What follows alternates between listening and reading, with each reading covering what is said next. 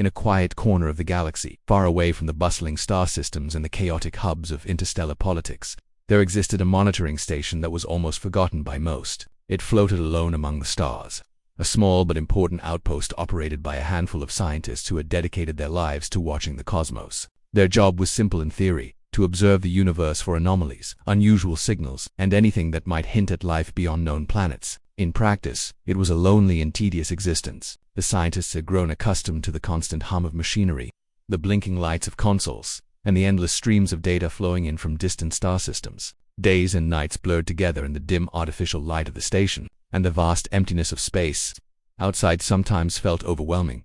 Most of the crew were used to months passing without any significant discoveries. They had seen cosmic storms, solar flares, and strange radiation bursts before, but none of these events had hinted at anything intelligent or alive beyond the known boundaries of the galaxy. Then, one quiet cycle, a young astrophysicist named Terran noticed something unusual. At first, it was subtle, a faint, rhythmic pulse buried deep within the usual static of the cosmic background noise. Most signals they detected were easily explained: natural phenomena, communications from other stations, or the occasional interference from distant ships. But this was different. This signal had a pattern, a repetition, almost like someone was trying to communicate, a deliberate sequence that suggested intelligence behind it.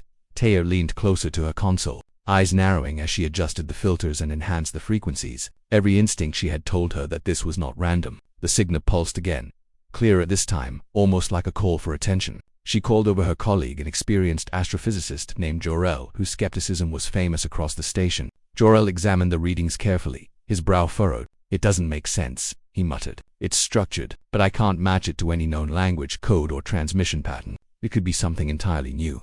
Excitement and tension rippled through the station. If it was truly what Terran suspected, it could be the first confirmed contact with an alien civilization. But the signal was also fragmented and distorted, likely having traveled through countless light years of space. Each fragment seemed to carry a sense of urgency, almost a plea, though the exact meaning remained elusive. The scientists quickly realized that the message was not just random communication, it was a distress signal. Somewhere, far beyond their location, an intelligent species was in serious trouble, struggling against a danger that threatened to wipe them out entirely. The team wasted no time. They began decoding and analyzing the fragments, working tirelessly in shifts to piece together the pattern. Every scientist knew the stakes. If this was a genuine SOS, it could mark the beginning of something historic, or even catastrophic. They cross-checked the data against known cosmic phenomena, alien languages previously documented, and distress signals from other civilizations. Nothing matched. The message was unique, which made it all the more urgent. The longer they waited, the more they felt the weight of responsibility pressing down on them.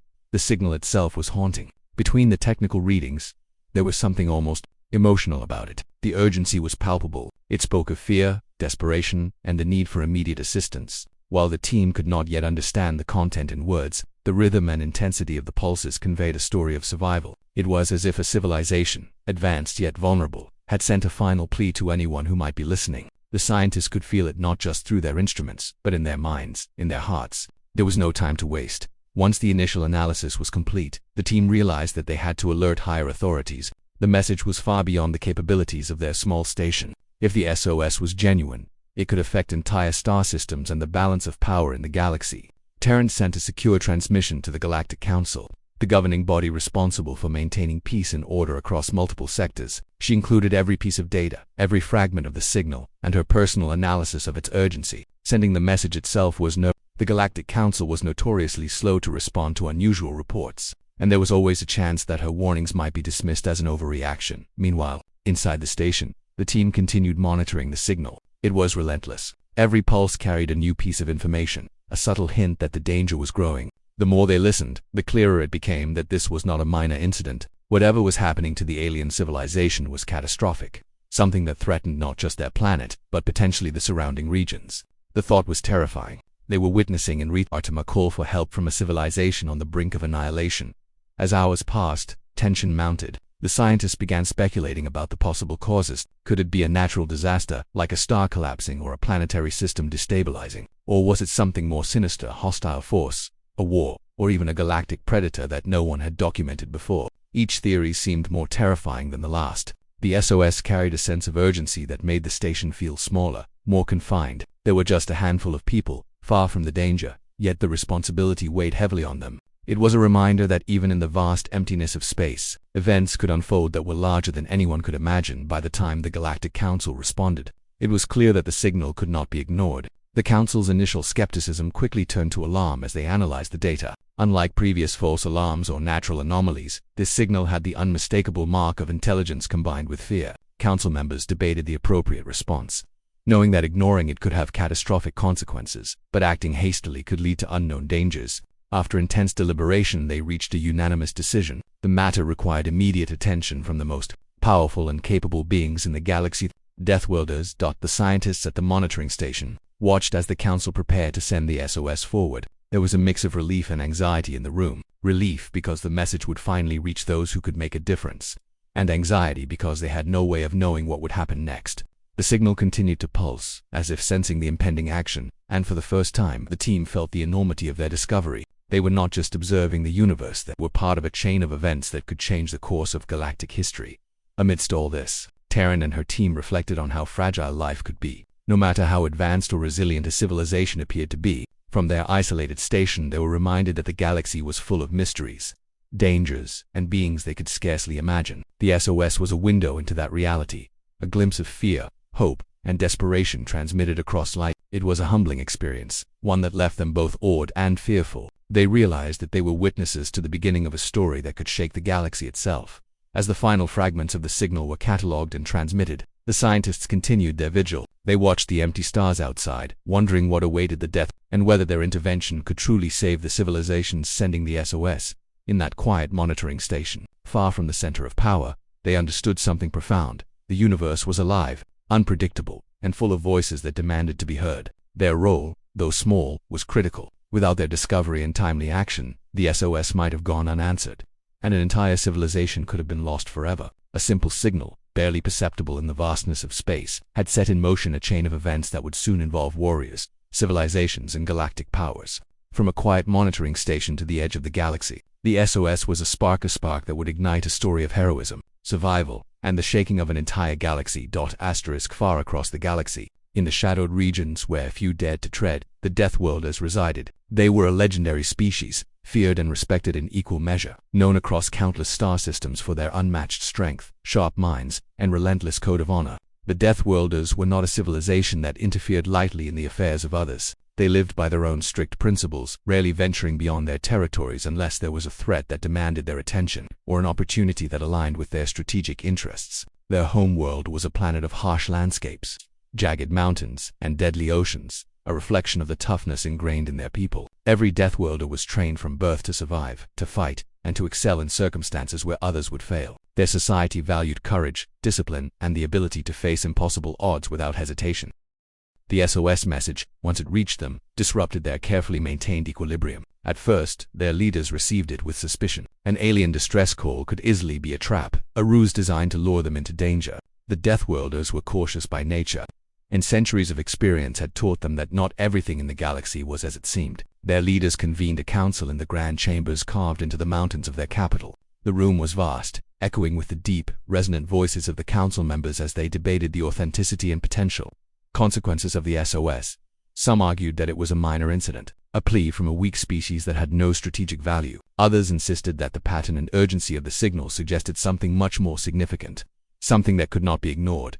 Tensions rose as the council deliberated. The risk of being drawn into an unknown conflict weighed heavily on them. The Deathworlders were powerful, but power did not make them invincible. Engaging with an unknown civilization could lead to casualties, political complications, or even catastrophic defeat if the threat proved greater than anticipated. And yet, the urgency of the SOS could not be denied. It was raw, desperate, and almost impossible to ignore. The rhythm of the message resonated with something deep in the Deathworlders' collective consciousness, as if the plea for help carried a universal truth about survival and courage. Among the council, one elder named Varkal spoke with authority. He had witnessed countless battles, navigated through interstellar conflicts, and led fleets across hostile territories. His eyes, sharp and calculating, scanned the data from the SOS over and over again. "This is no ordinary call," he said. "We are being asked to intervene. We cannot ignore it, not if we are to remain true to the honor that defines us. The consequences of an action may ripple far beyond the system in question. We must act, though carefully."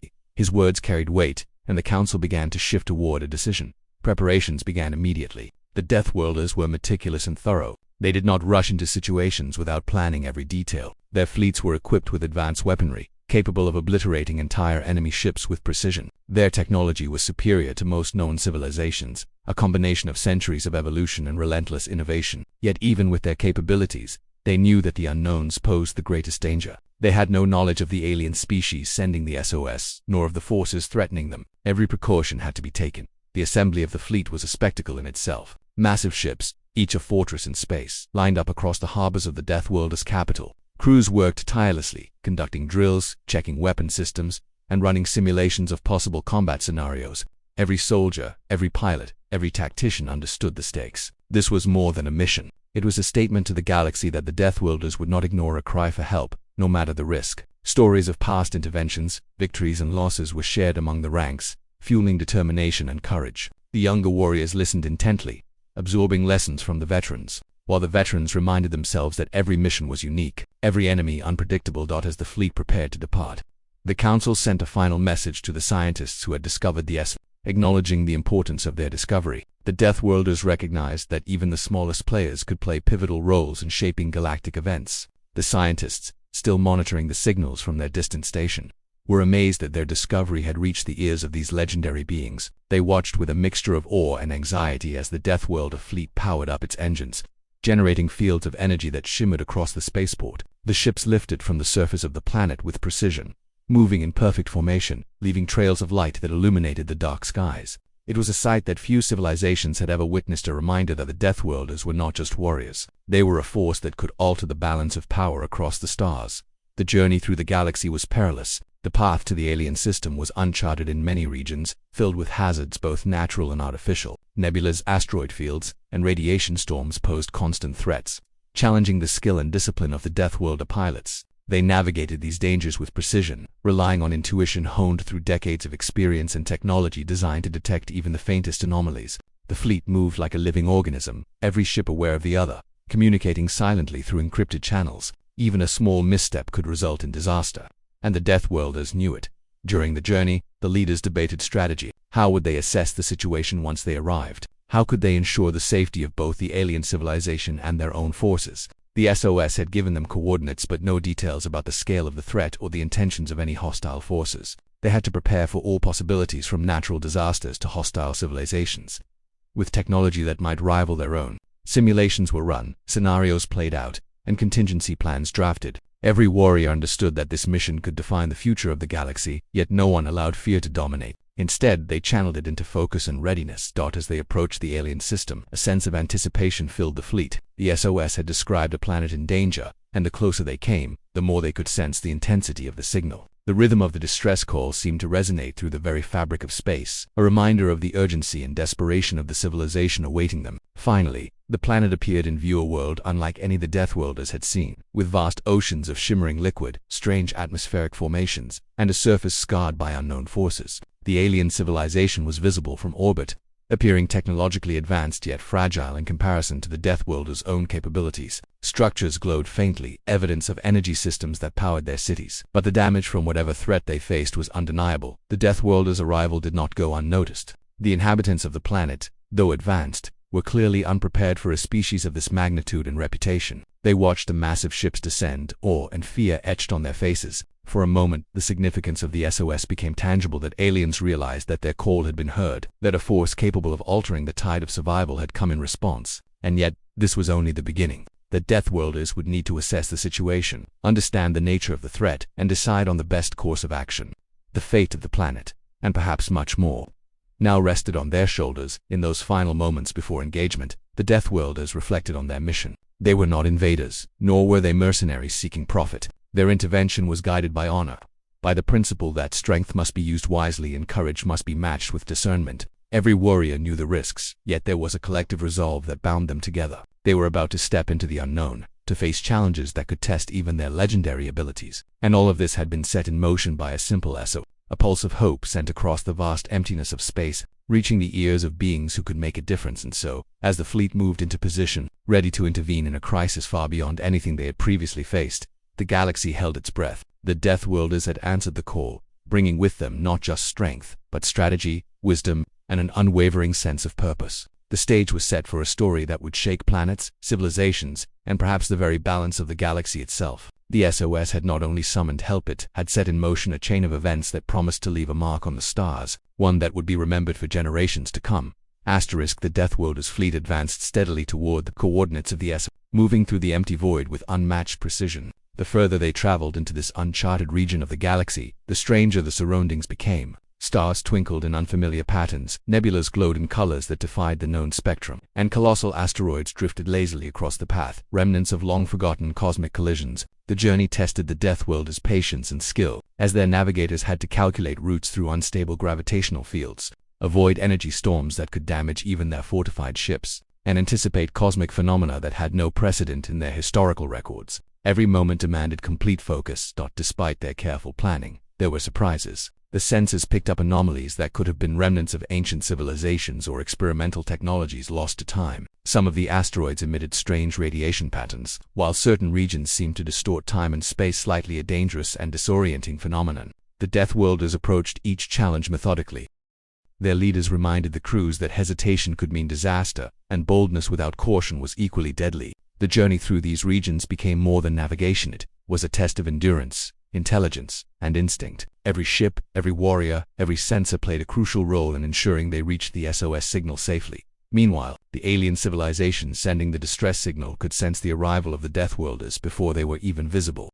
From the surface of their planet, their scientists and leaders watched as immense ships materialized out of hyperspace, each vessel exuding an aura of power and precision. The aliens were advanced, but they had never faced beings of this magnitude. For them, the Deathworlders were the stuff of legends, warriors who could conquer planets, alter battles, and decide the fate of civilizations. Awe mixed with fear ran through the cities as people attempted to comprehend the scale of the force approaching their world. Messages were broadcasted through every communication channel, warning citizens to stay calm, even though calm seemed impossible in the face of what they were witnessing. That as the Deathworlders entered orbit around the SOS planet, sensors picked up evidence of a destructive presence. The planet was scarred, its surface marked with deep craters, scorched land, and cities partially destroyed. Energy signatures indicated the presence of a hostile force exploiting the planet's resources and threatening the lives of its inhabitants. The aliens themselves were technologically capable but outmatched. Their defenses were weak, their fleets insufficient to counter an organized assault. Panic and desperation had likely prompted the SOS, a last hope for survival. The Deathworlders immediately understood that their intervention would be decisive. But it also required strategic consideration. They could not simply destroy the attackers. They had to protect the planet's people and prevent further collateral damage. The fleet split into tactical formations. Advanced reconnaissance drones were dispatched to map the battlefield and assess the positions of hostile forces. These drones transmitted high-resolution images and data back to the command ships, providing detailed information about enemy positions, weapon systems, and movement patterns. Every Deathworlder leader analyzed the information with meticulous attention, planning their approach with both caution and precision. They were aware that underestimating the enemy, even one seemingly inferior, could lead to unexpected consequences. Their experience had taught them that intelligence and planning often mattered more than brute strength in such situations. The Deathworlders' arrival did not go unnoticed by the hostile forces. Satellites and patrol ships immediately detected the fleet, sending warnings to the aggressors that reinforcements had arrived. The attackers, confident in their initial domination of the planet, were startled. Their technology, while advanced, was unprepared for the scale, strategy, and experience of the Death. Panic began to ripple through their ranks as reports of the fleet's capabilities filtered down to ground commanders. They realized that the battle would not be straightforward, and the threat they had previously underestimated could not be ignored. The balance of power on the planet was about to shift dramatically. The Deathworlders established a command center in orbit, coordinating with alien leaders to understand the situation on the ground.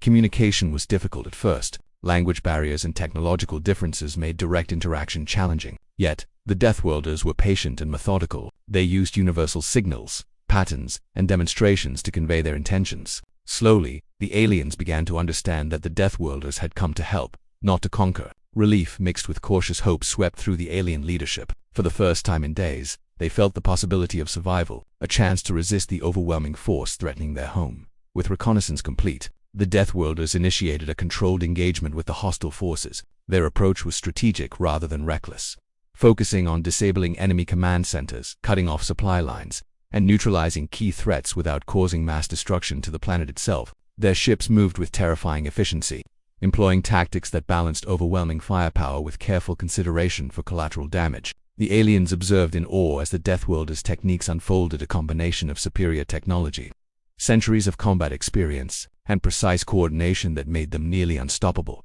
The conflict revealed the scale of the attackers' ambition. They were not ordinary raiders. Their objective appeared to be domination of the planet's energy resources, possibly as a foothold for greater conquests across nearby star systems. Their presence explained the SOS. The aliens had been resisting a force far stronger than themselves, fighting not just for survival but for the right to exist. The Deathworlders, recognizing the broader implications, resolved that their intervention could not be limited to simple defense. They had to neutralize the threat entirely to ensure long-term stability, protecting both the immediate victims and the galaxy from potential expansion of the hostile force during the battle. The Deathworlders also took note of the alien civilization's capabilities. While technologically inferior in certain areas, the aliens displayed ingenuity, resilience, and creativity in their defense strategies. They had designed energy shields, evasive maneuvers, and rapid response tactics that revealed intelligence and adaptability. The Deathworlders were impressed not only by their bravery but by their potential. It became clear that this civilization could become a valued ally if given the opportunity and guidance. The SOS had not just summoned help.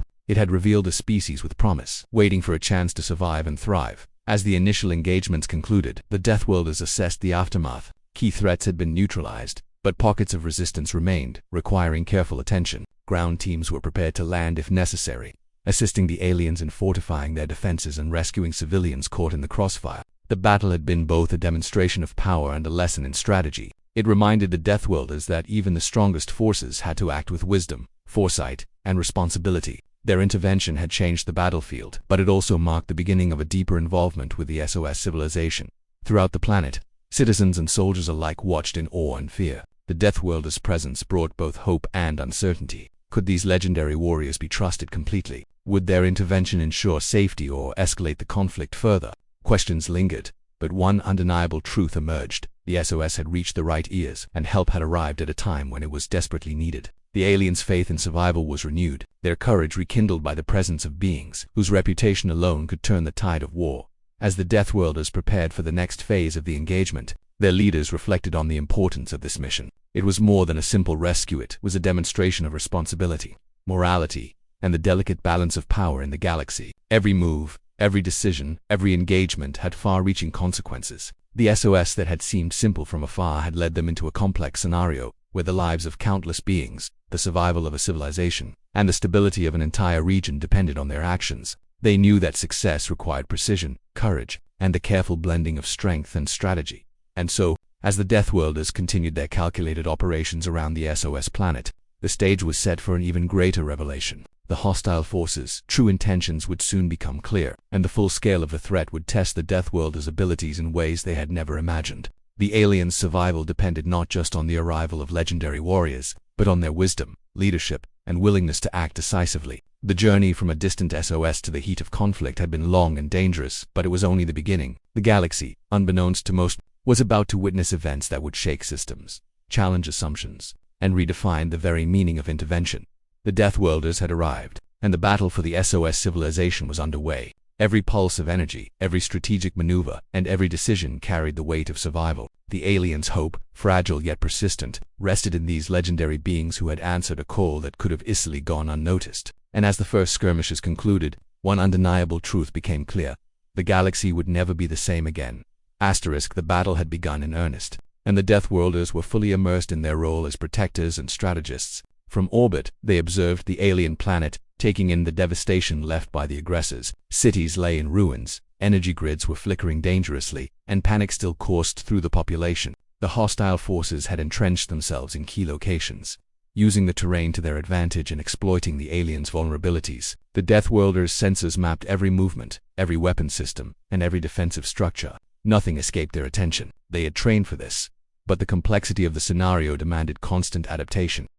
The first clashes were swift and brutal. The Deathworlders' ships struck with precision, disabling enemy weapons and neutralizing their supply lines. Their tactics were unlike anything the hostile forces had encountered. What appeared at first as chaos to the invaders was, in fact, meticulous strategy. Each Deathworlder leader knew their role, and each ship operated in harmony with the others. The aliens, watching from below, could hardly believe what they were witnessing. Their hope had been dim for so long that the arrival of these legendary warriors felt almost miraculous. Families huddled in shelters, soldiers rallied around their leaders, and communities began to see the possibility of survival for the first time in days amid the fighting. The Deathworlders discovered critical intelligence. The hostile forces were not random marauders. They were part of a larger, organized faction intent on destabilizing the region for their own gain. Their attacks on the planet had been carefully planned to exploit weaknesses, control energy sources, and create chaos among local populations. This was a threat far beyond a single SOS planet. It was a calculated move in a campaign that could have far-reaching consequences across multiple star systems. The realization changed the stakes. The Deathworlders understood that neutralizing the immediate threat was only the first step. Understanding and countering the broader strategy of the enemy would be essential to ensure lasting stability. Ground teams were deployed to assist the aliens in fortifying key positions. These teams consisted of elite warriors, engineers, and tacticians, all highly trained in combat and survival. They worked alongside the alien forces, sharing knowledge, upgrading defenses, and coordinating counterattacks. The aliens, initially unsure of how to cooperate, quickly adapted to the Deathworlders' guidance. There was a learning curve, but it was remarkable how quickly these two civilizations, so different in appearance and culture, began to work in unison. The Deathworlders demonstrated patience and leadership, recognizing that the aliens' survival depended not only on their power but on the empowerment of the local population.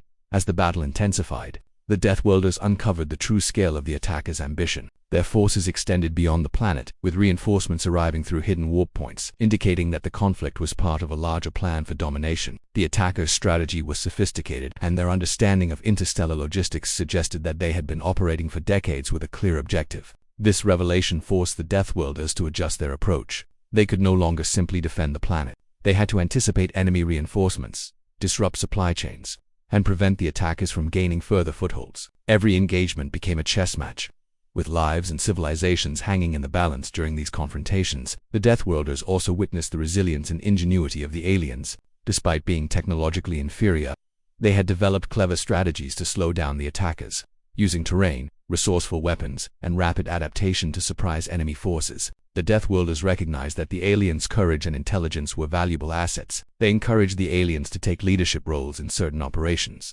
guiding them to make tactical decisions that directly impacted the battle. This collaboration was crucial, not just for immediate survival, but for the long-term empowerment of the civilization. The SOS, initially a plea for help, had now become a collaborative mission for survival and resistance.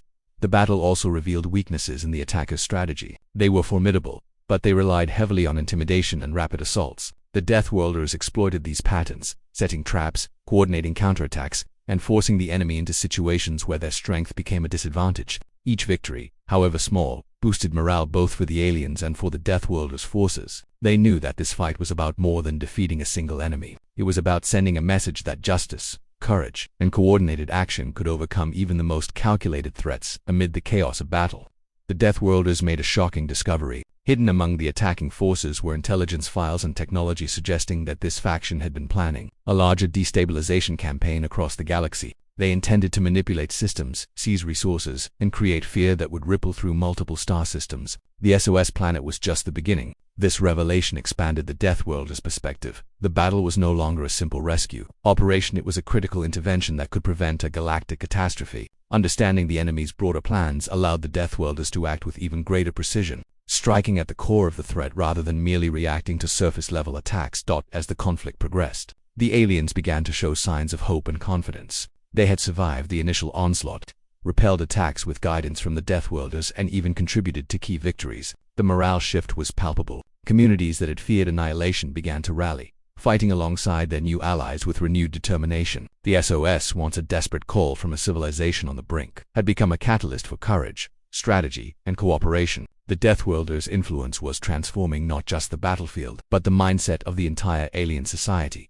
During a critical engagement near the planet's primary energy hub, the Deathworlders' forces faced the enemy's most advanced weaponry yet. Massive cannons capable of destroying entire districts were aimed at strategic points, and reinforcements threatened to overwhelm the Allied defenses. The Deathworlders coordinated an intricate counterattack, using diversionary tactics, calculated strikes, and precise coordination to neutralize the weapons without causing mass destruction to the surrounding area. It was a delicate operation, requiring both patience and decisiveness. Every move was critical, and the stakes could not have been higher. Yet, with skill, planning, and courage, they succeeded, turning the tide of the battle once again. Amid the fighting, the Deathworlders began to gain valuable insight into the attackers' motives and internal structure. Intercepted communications revealed a hierarchy, with leaders controlling operations from distant command centers. These revelations allowed the Deathworlders to target the key nodes, disrupt communication lines, and weaken the enemy's cohesion. The battle was no longer a chaotic exchange of fire. It became a calculated dismantling of an organized force that had underestimated the resolve and intelligence of their opponents.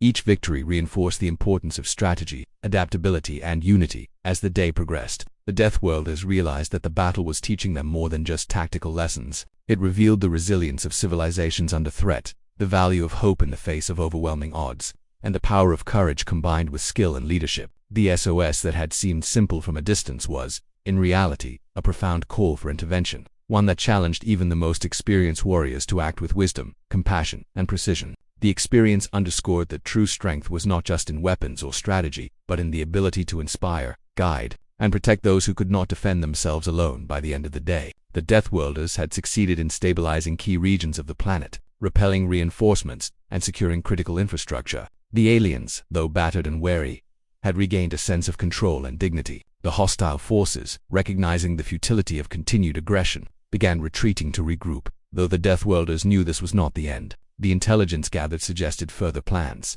potential allies of the attackers, and additional threats that could emerge in the near future. Yet, for the first time since the SOS had been sent, there was hope, a fragile but tangible hope that survival, resistance, and ultimately victory were possible. As the Deathworlders assessed the aftermath, they understood the broader implications. The battle had exposed a network of threats and ambitions that could destabilize entire sectors. It had revealed weaknesses in systems that had long been considered secure and highlighted the potential of a civilization that had been underestimated. The SOS, in essence, had not only saved a planet but had sparked a series of revelations that could change the balance of power in the galaxy. Their intervention had far-reaching consequences, both immediate and long-term, and would require continued vigilance and strategic planning. The aliens, grateful yet cautious, began tentative efforts to rebuild. Communities repaired infrastructure, coordinated defenses, and began training their forces under the guidance of the Deathworlder. There was a sense of partnership, a recognition that survival depended not only on outside intervention but also on their own resilience, courage, and adaptability. The SOS, once a desperate plea for help, had transformed into a mission of collaboration, empowerment, and hope.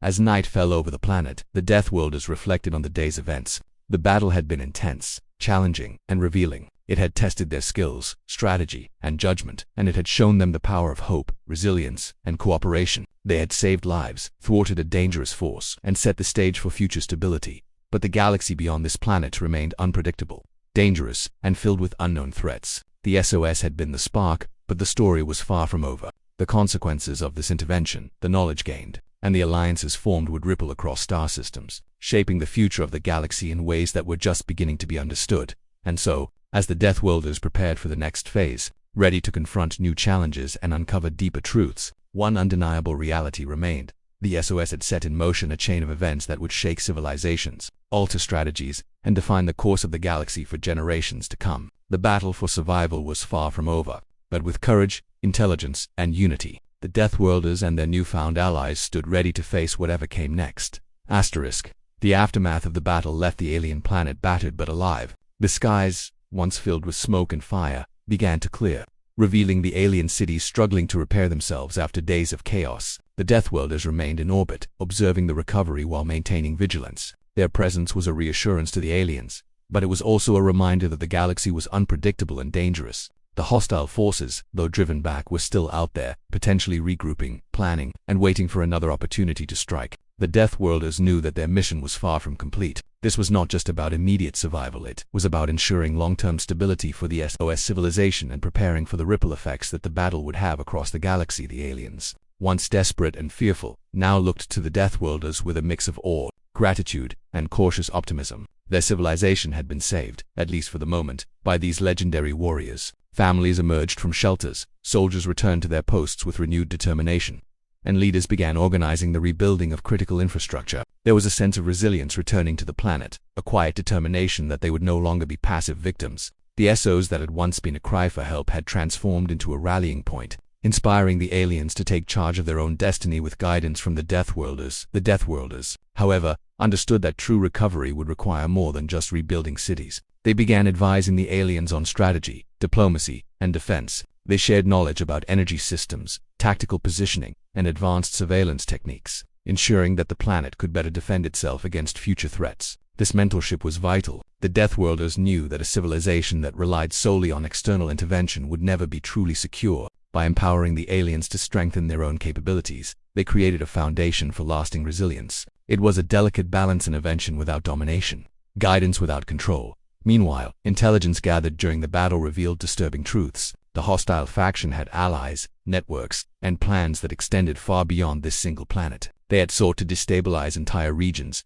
using fear and resource control to manipulate weaker civilizations. The Deathworlders realized that the battle for the SOS planet was part of a larger galactic puzzle. Their intervention had saved one civilization, but it had also exposed threats that could affect countless others. The knowledge was both empowering and daunting. They now faced the challenge of deciding how far to extend their influence, how to anticipate enemy moves, and how to prevent the same danger from spreading further. As the planet stabilized, the Deathworlders began to communicate with other civilizations in nearby systems, sharing insights and warning them of potential threats. News of their intervention traveled quickly, and many were astonished that a single civilization could respond so decisively to an SOS. The Deathworlders' reputation grew even further, both as protectors and as strategic powerhouses capable of shifting the balance of the galaxy. Yet with recognition came caution. Many civilizations would now watch their moves closely, some with hope, others with suspicion. Every action had consequences, and the Deathworlders understood that diplomacy and restraint would be as critical as strength and combat skill.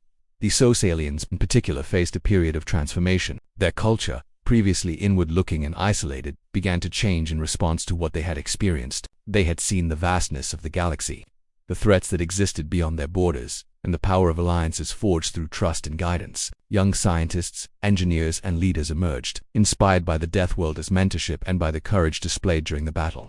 The planet became a hub of innovation and resilience, a civilization reborn from desperation into cautious hope. They learned that survival was not just about defense but about intelligence, collaboration, and the ability to adapt to circumstances beyond their control.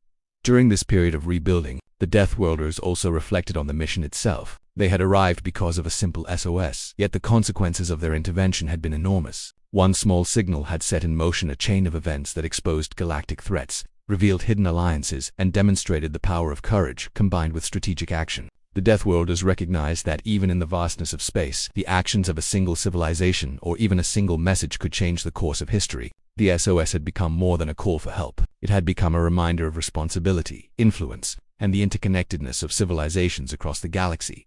The hostile forces, though driven back, were not entirely defeated. Their retreat allowed the Deathworlders time to study their patterns, tactics, and technology. This intelligence would be crucial for anticipating future attacks and preparing other civilizations for potential encounters. The Deathworlders understood that power alone was not enough. Foresight, vigilance, and planning were equally essential. They shared what they could with the SOS aliens, helping them set up early warning systems, defensive protocols, and communication networks to detect threats before they became catastrophic. The SOS planet was becoming not just a survivor but a sentinel, capable of safeguarding itself and contributing to the stability of nearby systems. As months passed, the galaxy began to feel the tremors of the events set in motion by the SOS news of the Deathworlders. Intervention spread across star systems, creating a mix of admiration, envy, and fear. Civilizations that had previously ignored one another began to reconsider alliances, trade routes, and defense strategies. The ripple effects of a single act of heroism answering a call for help were now being felt in politics, economics, and military planning. The Deathworlders had not only saved a civilization, they had altered the galactic landscape. Their decision to act, guided by honor and strategy, demonstrated the profound impact one species could have when it chose to intervene responsibly. For the SOS aliens, life began to stabilize. Communities rebuilt their cities with improved designs, incorporating lessons learned during the battle. Energy systems were reinforced, defense networks were upgraded, and training programs were established to prepare future generations for potential threats. Leaders emerged who had been inspired by the courage of the Deathworlders, individuals determined to guide their civilization toward a more secure and respected place in the galaxy. The SOS, once a symbol of fear and desperation, had become a symbol of hope, resilience, and rebirth. The Deathworlders, having ensured the planet's immediate safety, began to prepare for departure. They had taught, guided, and protected, but their mission was never to occupy or dominate. As their ships lifted from orbit, the SOS aliens watched with a mix of gratitude and solemnity. The legendary warriors who had answered their desperate call were leaving, but the lessons, hope, and strategies they had imparted would remain. The planet was no longer defenseless. It had been transformed, ready to face challenges with new strength and understanding. The SOS had achieved more than survival. It had sparked growth, unity, and empowerment. Even as the Deathworlders departed, they remained vigilant. They knew that the galaxy was vast and unpredictable, that the hostile forces might regroup, and that new threats would inevitably emerge. Their intervention had changed the balance of power, but it had also created responsibility. The galaxy would watch, alliances would form, and civilizations would adjust in response to the events surrounding the SOS planet. The Deathworlders understood that heroism was not just about immediate victories. It was about shaping outcomes, inspiring resilience, and ensuring that the lessons of survival endured beyond the battlefield. The SOS aliens, now empowered and vigilant, began to contribute to regional stability. They shared intelligence, participated in diplomacy, and prepared defensive measures that could assist other civilizations facing similar threats. Their transformation was a testament to the Deathworlders' approach. Saving lives was important, but enabling civilizations to thrive and protect themselves was the true measure of success. The SOS had become a turning point, not just for one planet, but for neighboring systems that would benefit from its resilience and newfound strength. As the Deathworlders moved through space toward their next mission, the galaxy itself seemed altered. Systems that had previously ignored distant conflicts now watched carefully, aware that a single SOS could summon forces capable of reshaping destinies. Civilizations reconsidered their strategies, alliances shifted, and the knowledge that courage, intelligence, and coordinated action could overcome even formidable threats became a guiding principle for many. The SOS, initially a desperate plea, had sparked a series of events that would reverberate across the galaxy for generations, and so the story of the SOS reached its conclusion for now.